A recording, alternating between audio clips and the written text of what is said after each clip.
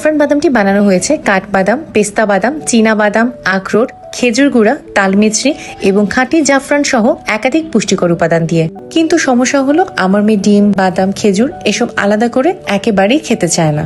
তাই সবসময় একটা সহজ সুন্দর সমাধান খুঁজছিলাম। ফেসবুক স্ক্রল করতে গিয়ে হঠাৎ একদিন চোখে পড়ে খাঁটি ফুড সার্ভিসের জাফরান বাদাম।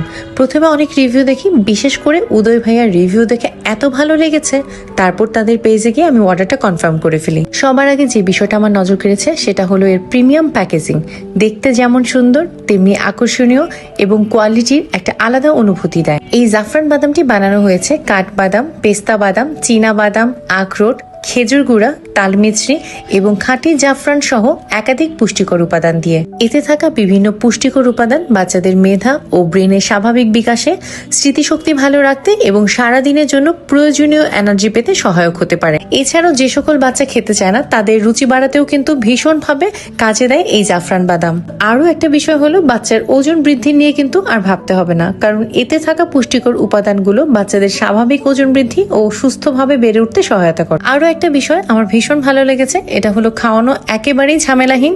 সকাল, বিকেল বা দিনের যে কোনো সময় সহজেই বানিয়ে খাওয়ানো যায়।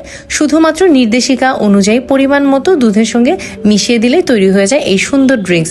আর যারা দুধ খেতে পছন্দ করেন না তারা চাইলে পানির সঙ্গে মিশিয়েও কিন্তু খেতে পারেন। আরও একটা বিশেষ দিক হচ্ছে এটা শুধু বাচ্চাদের জন্যই নয়, বড়রাও সমানভাবে উপভোগ করতে পারবে এই জাফরান বাদাম।